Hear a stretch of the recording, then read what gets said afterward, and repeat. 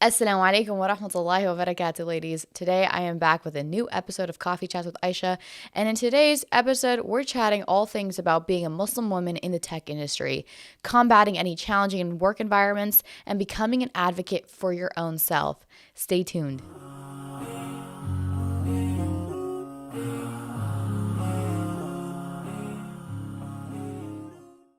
Assalamu alaikum wa rahmatullahi wa barakatuh, ladies. Today we will be talking about everything and all things Muslim women in tech.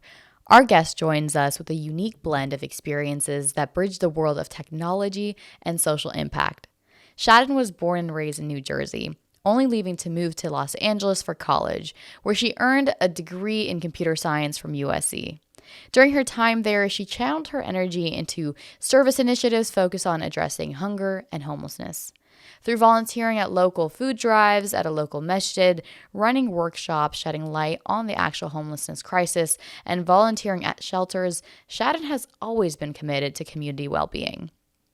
After graduating, Shaden moved to Seattle to start her job as a software engineer at Microsoft, where she's been there for the past 2 years. Beyond her technical role, Shaden's also led a Microsoft initiative aimed at empowering Palestinian youth. This initiative includes a mentorship program connecting Microsoft employees with Palestinian students in the West Bank. Listen today as we explore the converging worlds of technology, community service, and global empowerment. Assalamu alaikum wa rahmatullahi wa barakatuh, Shaden. How are you? Alaikum assalam. Oh my gosh. Wow. I feel like you spoke too highly. No, oh my God, well deserved. You are killing it out there, being things I can't do. I can't do in the tech world, and I'm really glad that you're here to impart your knowledge to everybody who's listening. I really am super excited about today's episode. It's going to be a good one. Take notes if you need to, and as always, grab a beverage and just listen to us chat. First question, because I love to start off questions like this. Do you like coffee? Um, no, I feel like when people say they like coffee, they have to I feel like when people are like people have you ever heard the like coffee snob thing where they're like, I like my coffee black. You don't like black coffee, you don't like coffee. Yeah. I hate Yeah. black coffee.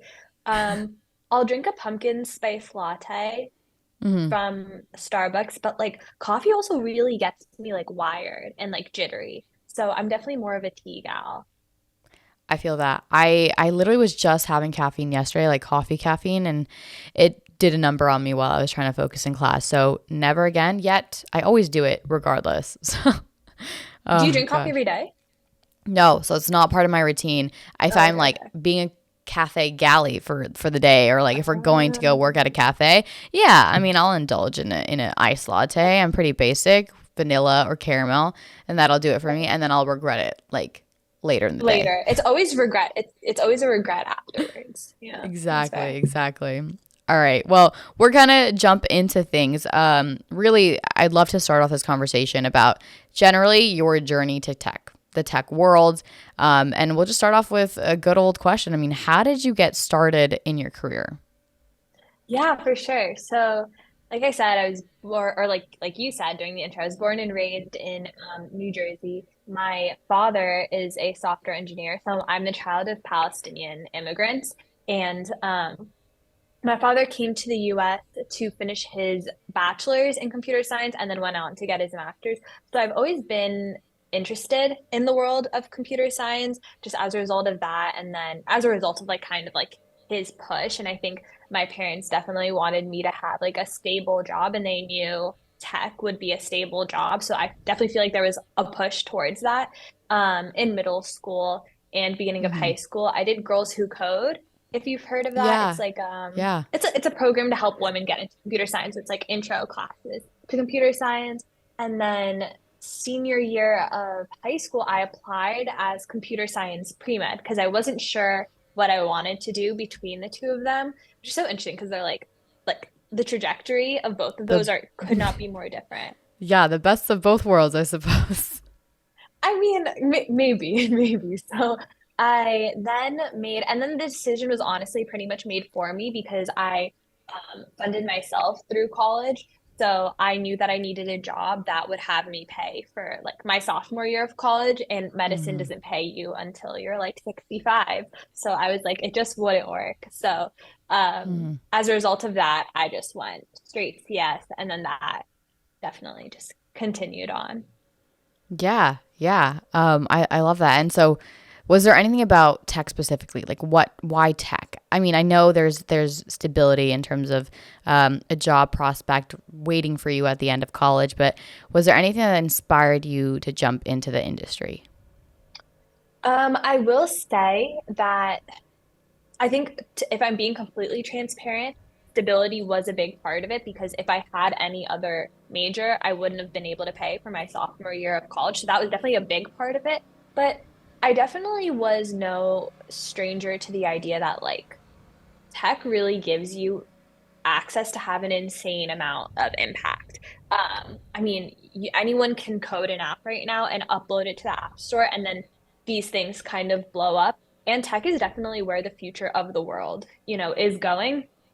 And I think technical solutions are just really cool because they also just like increase accessibility to a lot of people. Like, I mean, we'll talk about this later, but even the fact that we're able to do like mentorship through like the Microsoft initiative that I run where you just do it over Zoom and then you're able to like mentor and through that, like technology really helps bring the world to a more accessible place. And I was really empowered by that. No, I love that. That's so awesome. What kind, and I'd love to just, in terms of like the who, what, where, how, in terms of the tech world, to our listeners who are probably, hopefully, maybe jumping into that, what skill sets, would do you need in your role, and maybe give a little bit of a context of what you do as an engineer at Microsoft as well would be helpful. Yeah, for sure. Okay, so to get into tech, I guess to break in, I mean, a good start is if you're not in college already, if you want a tech job, getting a college degree in computer science is a great way to start. But also, if you don't have a degree in computer science or you're in college and you're about to finish with like a different degree, there are other options, but there are boot camps out there. There are a bunch of like online classes. Like I said, kind of circling back to like accessibility, like there are boot camps that you can just learn online. Like Harvard's Intro to CS boot camp is available to anyone and it's completely free. And I think it's like That's awesome. it's like long because it's an Yeah. entire semester long course. And I think you only have to pay if you want like a certificate at the end where you like take an exam, but you get to learn the material yourself.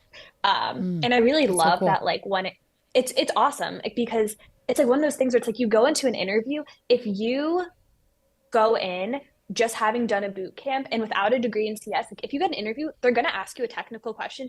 If you can code the answer to it, you will get the job. Like a Mm, Stanford grad in CS, if they don't know how to code it, they won't get the job. So I really like that it's like kind of accessible that way. And I feel like that isn't a thing that you see in other industries. But anyway, circling back to your question, I think access to getting involved in a boot camp online is super helpful. If you yeah. have access to a college degree in computer Mm, science, that's a great way to start. And there are a lot of programs for like women and underrepresented minorities hmm to, get involved in tech as well.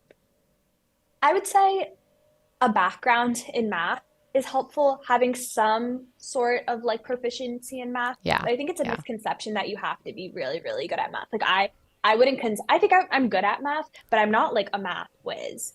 Um, so I think that's definitely a misconception. And yeah, I think those would be the main things.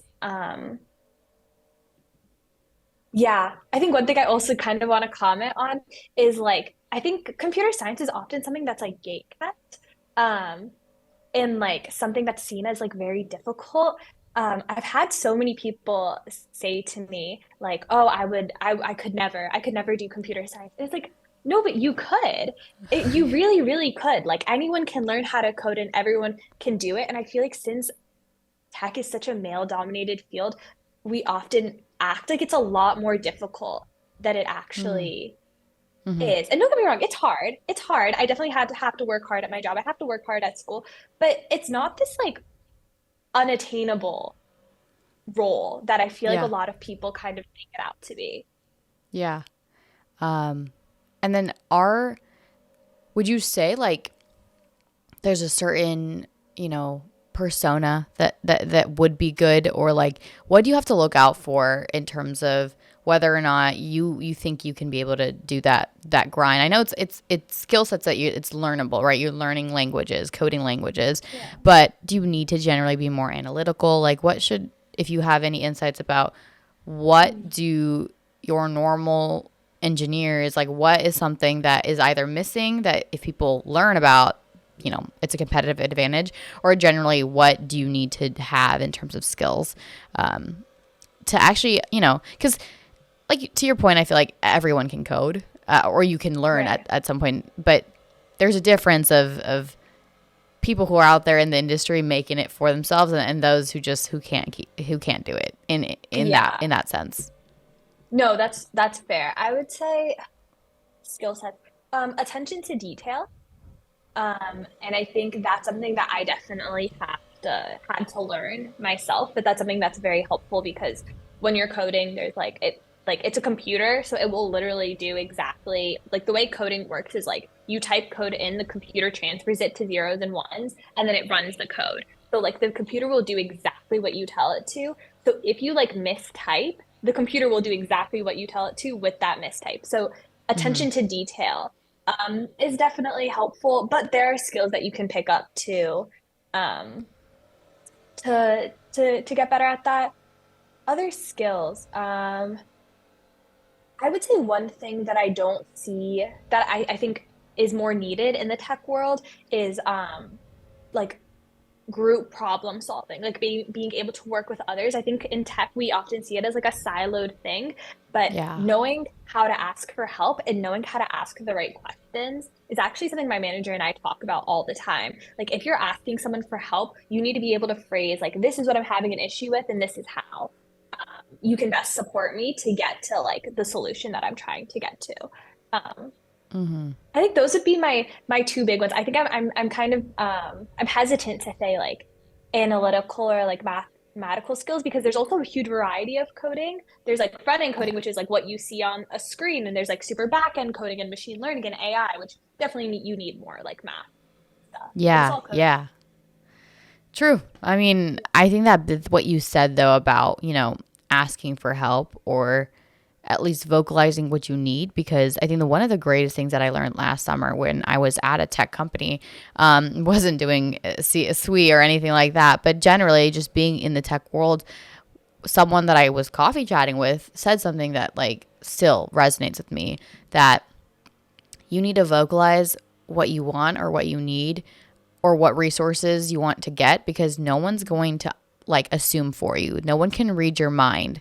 And I think in that regard, and we're going to talk about, you know, advocating for yourself later, but that was the biggest thing. She had a similar background as a Pakistani, you know, Muslim American in the tech world, and she told me no one's going to read my mind. If I want that promotion, if I want X, if I want this project, if I want X, Y, and Z, I'm going to have to tell them and just vocalize that, because no one's gonna do that or hand it to me. That's incredible. That's incredible advice. There have been so many times I've just told my manager, he'll give me like a role or like my tech lead will give me a problem to solve or a feature to do. And I'll say like, okay, I'll do this, but it might take me a while because I've never done this specific type of thing before. Mm, And there's mm, absolutely like no one's going to get upset that you don't know how to do something to begin with, but they have a right to be upset if you don't communicate that. And then you're just like, what is that called? Like churning your wheels and you're not mm. actually making any progress. Yeah. Yeah, no, that's really great advice. Well, awesome. I mean, speaking of advice, do you have advice for someone who is looking to enter this line of work, SWE, or anything adjacent in the tech world? I would say go for it and just like have a lot of just go. I think entering into computer science, like breaking in, you have to really be like, I deserve to be here. Even if you don't believe it, like you could, like when you go into an interview or you go into a coffee chat to like network with someone, that's really good to do. Networking on LinkedIn, just cold message people on LinkedIn. And you kind of have to have the nerve to be like, oh, yeah, I know you're a senior engineer at Google. I know that you're this person at this company, but like, it's actually like, you should talk to me and like, I'm like worth, I'm deserving of your time. because I think like imposter syndrome and being like, oh my God, these people like in tech we always do this thing where they're like, oh my God, like they work at Google, they work at Microsoft. Like we're all just like people coding. We really are. Um, so I think just not having kind of like the I'm gonna go for it, even if you feel like you're lying through your teeth when you say it, just say it. Mm. I think that's really good.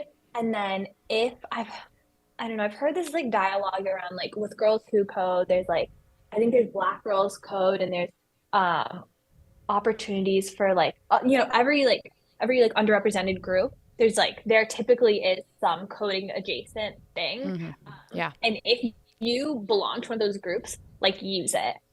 Yeah. Definitely use it. And I think I've heard women say before, like, oh, I don't want to be given like I want to get this job on my own merit. I don't want like a what's that called? Like a shortcut to get there. Have Yeah. you Or heard like this kind of trope before? I have. It's like, well, okay, to be fair, I was like, okay, what if I was a diversity hire last summer? Did I have that thought at the beginning because I was dealing with a lot of imposter syndrome? Yes. And Mhm. then someone frankly told me was like, you're here because you deserve to be here. It doesn't matter. We all went through the same rigor and they chose you because you're qualified. And don't even think about the what ifs. But I've heard that. I've heard myself even think that. So Heard yeah. yourself say that. And I feel like people think there's like some glory in like not using these pipelines that exist. And it's like every like my father, he's an immigrant and he's physically disabled. So there are definitely like and people have said to him at his job as a software engineer, like, oh, you only got this job because of like what are they called? They're like quotas you have to hit for like certain groups or whatever. And I remember he was telling us about that. And I was like, does that bother you? And my dad was like, white men have like a standard amount of privilege, like a baseline amount of privilege, and they have no issue walking around the world with their baseline amount of privilege. Like these pipelines are just like bringing us up to the same starting point. Equity. Um, it's just equity. It truly is equity at the end of the day. And like, yes, maybe I could not have used these pipe. I got hired through my first internship. First two internships were through Society Women Engineer pipelines, and I probably still would have gotten an internship, but it would have been a little bit harder, and I would make a little bit less than I do now, I think. But like, why? Why would I do that when I could use these pipelines that exist that only bring me to an equal playing field, and I could just grow higher? I don't. So I would just say, if that is a thought process in your mind, I guarantee they will not hire you. If you do not deserve the job, they will not hire you for it. At the end of the day, uh, use those pipelines if they exist, please. Yeah. They're out there as resources for you. If someone Yeah. says otherwise, they're jealous. Like you don't Yeah. let what other people say about how you got something affect your, drive or your motivation to get something done because you're here for a purpose. And I think the Exactly. greatest advantage though that we have as Muslims, I suppose, is, the concept that meant to be. Everything is written in your nasib and your qadr. Like Mhm. if it's supposed to get like if you are supposed to get something, it's not going to miss you. Like you're going to get Yeah. it. Like you're going to land somewhere you're supposed to land at. And that goes similarly if you don't get the internship, if you don't get the job opportunity, there's also khair in it. Like Exactly. you're meant to get something else and you don't even know it yet. And Allah subhanahu wa ta'ala has a better and bigger plan for you. And I think that like that just I being okay with that uncertainty is like the biggest thing in this grind of internship and college and full-time opportunities. We have that advantage is always what I tell people is like, 100%. we understand, we might understand the why, but at least we're comfortable knowing that like it's the best planners figuring it out for us and not nobody else. Definitely. Definitely. But I will say that entire camel. Wait, should we give Yes. context? I feel like we say this all the time to Yes. one another, but it's I probably always not that common. Yeah, no, I dropped a LinkedIn had a LinkedIn video last week and I talked about the concept of tying your camel. It's a grind, but you Okay. got to tie your camel. Have enough trust in Allah, but tie like so for context, y'all, we are not scholars. So take the like search up the hadith, figure it out for yourself. But the idea that you need to be proactive and take initiative in doing something for yourself. You can't not study for an exam and just make dua. And that's the Hmm. example that I think everyone, like a lot of my teachers have told me is like, you can't just show up to an exam and expect to ace it because you made dua for Allah subhanahu wa ta'ala for you to pass it. You need to study and make dua. And then there's a difference. If you studied and tied your camel, taken the initiative to prep for it and still fail, then it wasn't meant for you. That's Yeah. that's the thing, is like you have enough faith in both scenarios. You are prepping for something, and having enough faith that it's going to go the way it's meant to go. And if it doesn't go the way you want it to, that's because it wasn't supposed to go in your way anyways. Exactly. I don't know. SubhanAllah. Yeah. I found the actual hadith. A man Oh, go was for talking it.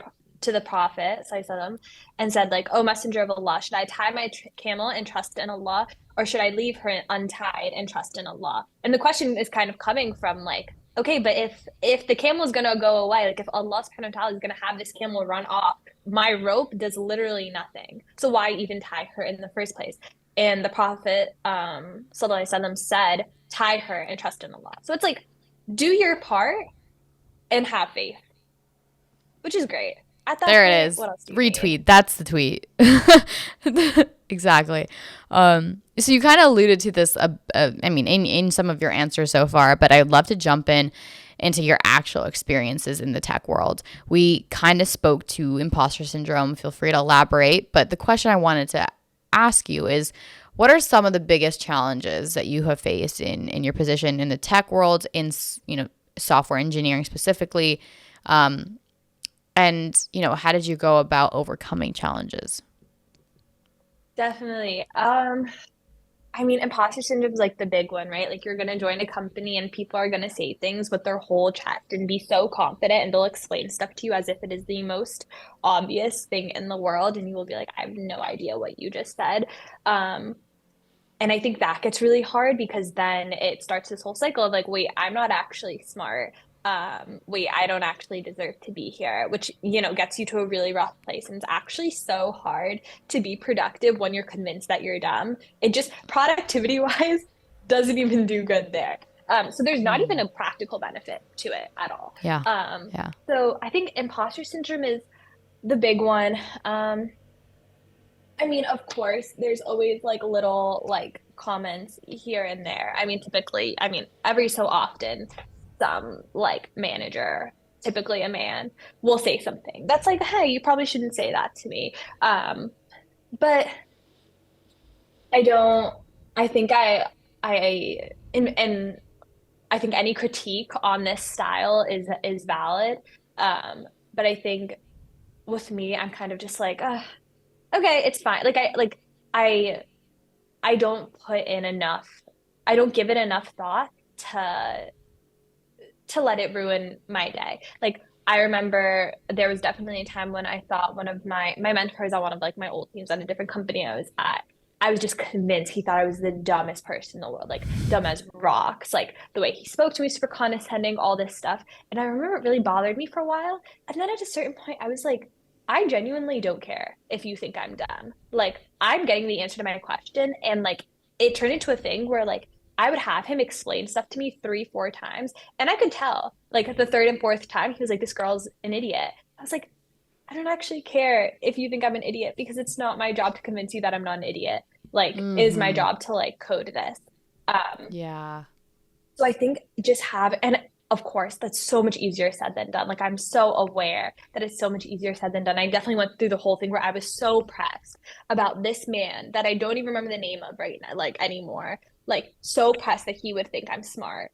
Um, and then I was just like, no, that genuinely like does not serve me. I can't be bothered to care.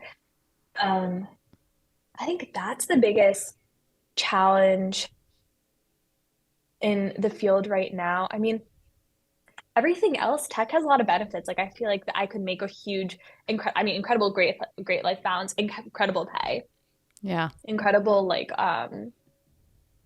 benefits, like paternity leave, maternity leave, like all of these different things, like ability. I had to take a medical like leave of absence at one point. Super easy to do that through Microsoft. All these things. Everyone was like super understanding. So there are a lot of things to like argue for it. I don't know. The other stuff just sometimes feels like noise at the end of the day. Yeah. I mean, to that regard of it being noise, it's impressive that you can like frame it as noise. I think sometimes I've heard stories where those comments, and it's, you can't judge anybody's intentions. People are just prone. I just had a bias class yesterday. Like, people have certain understandings of things, and if they say it enough times, maybe they'll start to hear it if people call them out on it. But either it's learned or not aware, and I'm not like giving that any due credit or anything like that, or not justifying it, but sometimes it is those comments that drive people away from tech or generally from a company and stuff. And so, to your point about, I'm not here to prove my worth to those people. I'm here to do my job, and if I know I can do a good job, then who says I'm not supposed, like, I deserve to, be here because Allah subhanahu wa ta'ala, has put, has set this up for myself. And don't let like the whispers oftentimes of shaitan hinder you from like stepping away from an opportunity that is a blessing, like was granted for you, because it's a rahmah from Allah subhanahu wa ta'ala that you were meant to be here. And don't let everybody else get caught up, like allow you to get caught up in that. That's such a great way. I love how you just said that. Like, I think it's one of those things where it's like Allah subhanahu wa ta'ala put me here. Like, I got this job like through his grace and mercy, right? And I'm gonna let some dude push me out? Really? When Allah subhanahu wa ta'ala put me here, I'm gonna let some dude push me out the door? No. Respectfully, I'm not. So it's I don't know. That was a great way of putting it. Yeah. Definitely. Awesome. Well, But obviously, it's totally easier said than done. Sometimes no, people say things that don't mess with you. So I know. And that's the thing, is yeah. like, it's a more, I feel like, a challenge for yourself. Like, you can be your biggest enemy or critic in that sense. Like, if you need to Hmm. allow yourself and your brain, your thoughts, your narrative to overcome, living your life in a way, at work at least, pleasing others. You get your work done in that regards. You're working towards making your team and your managers happy. But like, if you don't like me for X, Y, and Z, not my job. It's not my job to make you like me in the Honestly. world of pleasing them in a way that won't ever be pleasing to them to begin with. Quite literally. One of my best friends always says, she's like, if someone doesn't like me, or she's like, what someone says behind my back about me is none of my business. And I love that. Whatever anyone says, I mean, it gets hard, right? Because if people are saying that you're difficult, obviously all of this within like a reasonable thing. But if people feel some type of way about me, if it's not something that like is reasonable for me to change, if you just don't like me because I'm a woman and I like, I don't know, I'm trying to think of like an example. Like, this hasn't happened to me, disclaimer, but like, let's say there was a guy who was like pressed that I wouldn't shake his hand at work or something like that. Again, has never happened to me. Like, respectfully, if you feel some way about it, that's none of my business. It really isn't, because I have so many other things that are my business. Yeah. Um, Yeah. yeah.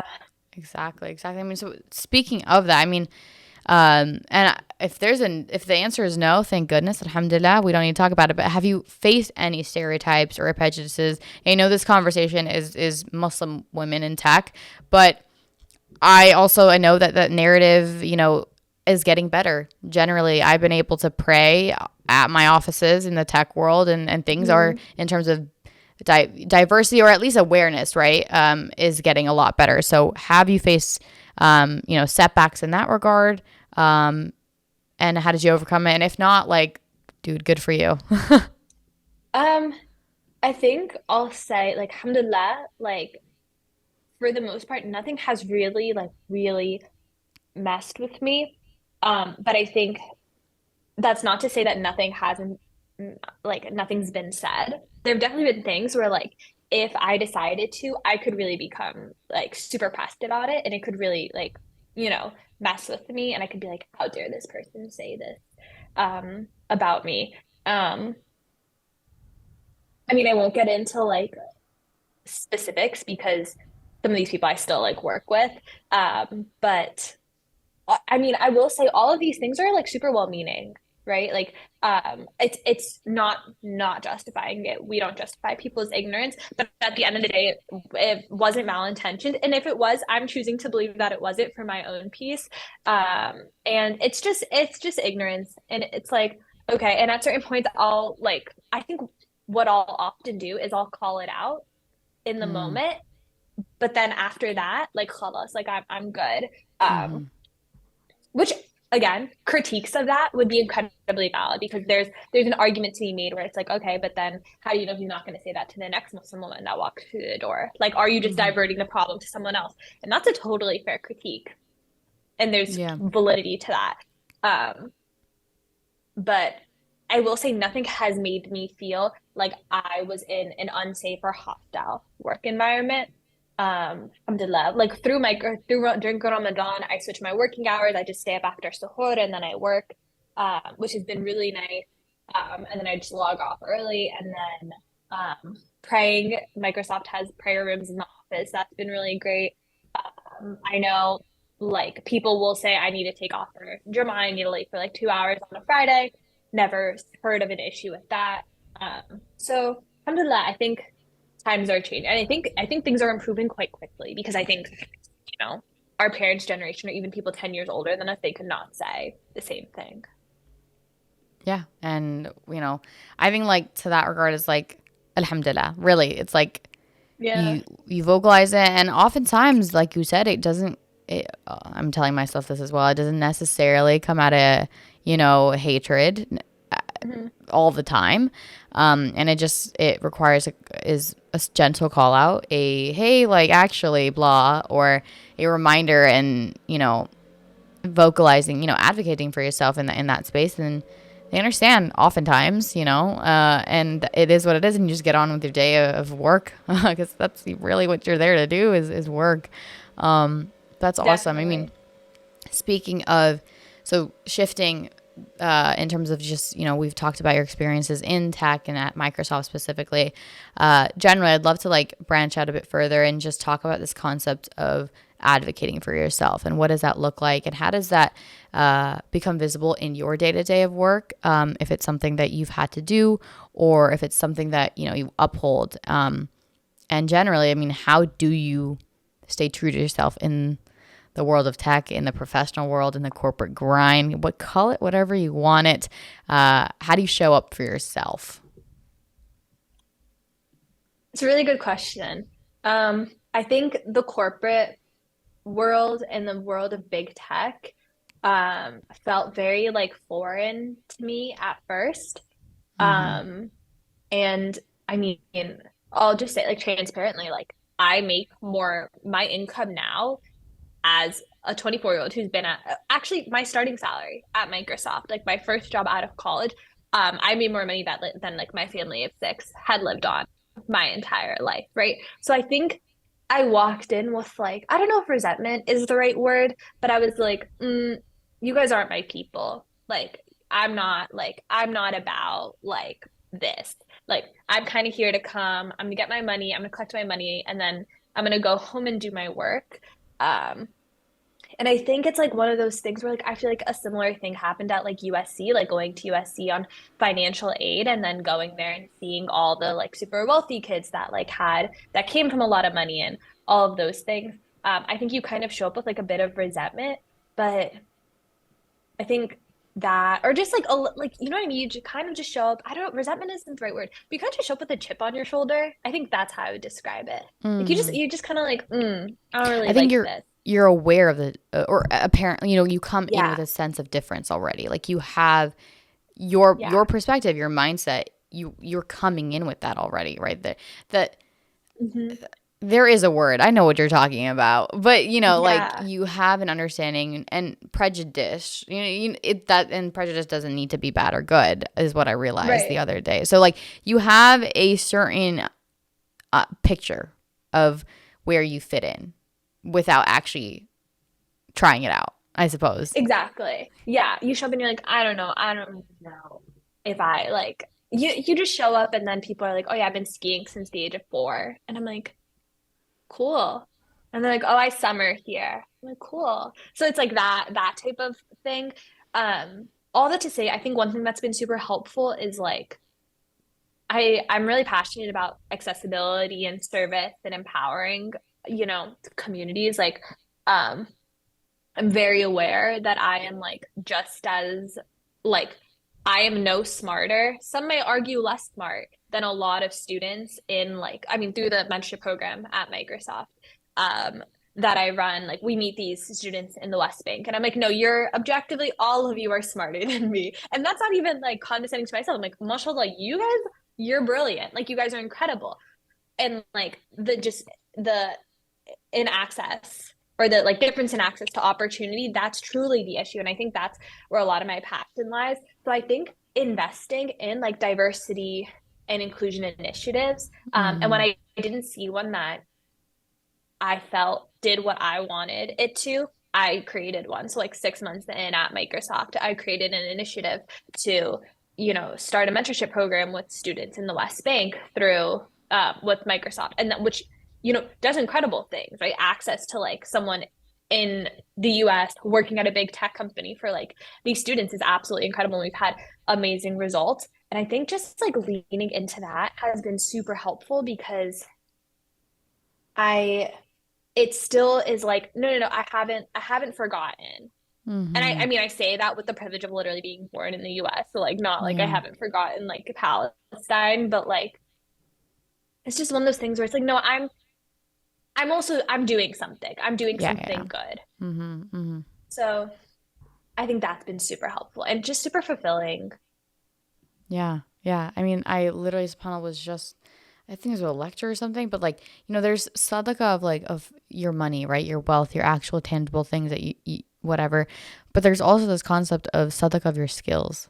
You are giving charity, but on your, with through efforts, your time, your energy, Mm. because, in this regard, you were given a blessing of a skill set of access of a place that like provides you with a lot, hopefully, working towards a lifestyle you want to sustain and maintain when as you get older, but you're giving it back, you know giving it back to community folks or generally people that don't have what you have, and I think our dean emphasizes that so much, to, Hmm. to just the concept of giving back, especially because if we're talking, we are privileged in the sense of being able to be in a situation where we can live a lifestyle that in the US oftentimes other people don't have, or don't even, just like you said, don't have access to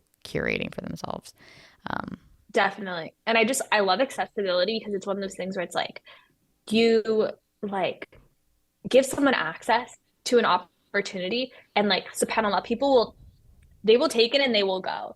Do you know what I mean? And then that's how you build, generational wealth. That's how you transform communities by just giving people accessibility. Like obviously there's something to be said for like um I mean relief efforts are different, right? But like the thing where it's like give a man a fish, he eats for a day, teach a man to fish, he like eats for his life. It's like it's that, and obviously there's obviously validity to like both forms of, aid, but giving someone the opportunity to, participate in this program. All these Palestinian students now get to say, yeah, I was personally mentored by a Microsoft employee. That looks impressive to other companies. And you just give them opportunity to move up. So alhamdulillah, it's really great. I really enjoy it. And I think it just gives me a lot of purpose. It's one of those things where it's like I go in and it's like, yeah, like I came in, I was like, yeah, I think I'm aware that I'm different. And you can either Yeah. just like try to ignore it, or you could be Mm-hmm. like, no, let me embrace it. Let me do something. And people, I mean, I'm just gonna speak for my community. People at Microsoft want to help. I've had no issue coming up with like I've had to turn away mentors because they're like we only allowed X many students into the mentorship program, and then there Mm-hmm. wasn't like a thing. I think we had a situation at one point mistakenly. There's like a logistical error, definitely on my part, where like one mentee had two mentors. And I was like, guys, I'm so sorry this like happened. And they were like, oh, we both love connecting with like this student. Oh, Like, can we continue? And I was like, more power to you. So wow. people want to help. You just Mm-hmm. gotta, you know, create the way for them to. Mm-hmm. Pave the way forward, and people will support you. There will be people who won't, but oftentimes I think that's negative self-talk, right? Like it happens, but you're going to find a lot more people, hopefully, that are going to be on your side. Like it just goes back to vocalizing or taking initiative. And if you're the one who needs to take that initiative, bruh, do it. You Hmm. never know what's going to happen because of it. There's not a space, create it. That's it. Absolutely. Yeah. Okay, so this last bucket that I'd love to chat about in this concept of, showing up for yourself, staying authentic. What generally, and this is, I know, a big talking point in the tech world, but work-life balance, what does it look like for you in big tech? Oh, work-life balance, big tech's great. It's absolutely incredible. I don't work weekends. I very rarely work late. Um, Again, this differs by big tech. I think Hmm. Microsoft is like notoriously known for having good work-life balance. Yeah. Um, so alhamdulillah for that. Other tech companies, not so much. But also it really depends on the team because I know people at Microsoft that are working like 12-hour days. Um, so I'm not. I'm working my 8 hours and like I'm good. Um, so yeah, work-life balance is great. Again, maternity, paternity, leave of absence, all that stuff is also really good. Our insurance is really good. Like I think the whole like benefits is really, taken care of. Microsoft recently switched to DTO from PTO. So paid time off is what we had before, where it's like you accrue dates based on how much time you've worked. DTO is discretionary time off, which is just essentially it's unlimited, but like you can't just like never work. Um, Mm. and it's like you just take off at your discretion and their rules. I think you can't take off more than like 3 weeks without manager approval, and you can't be taking off 7 months a year. But I think that's also really nice. I think the concern with that was like people won't feel like they earn their time off, so they'll take less. But my organization at least has been super helpful. They'll be like, we expect you to take X many weeks off. Like, please take X many weeks off. So Hmm. that's been really good. Would highly recommend tech for work-life balance. Highly Heck recommend. yes. You hear that, guys? Apply, apply, apply. Tech world, though, is kind of Apply. fun right now, but if it's out there and if it's meant for you, it's going to happen. It's going to happen. Oh, well, that's Yeah. exciting. Well, I have one last fun question that I love to ask all my guests near the end of the episode. Just wanted to thank you. I am hopefully trying to push into the tech world. So this is selfish of me, but I really love chatting with you. It was fun. And hopefully, inshallah, people found it entertaining or, insightful actually, and enjoyed hearing your experiences as much as I did. So thank you so much. Fun question to conclude today's chat. What is a lesson learned that you know now that you wish you could have told your younger self?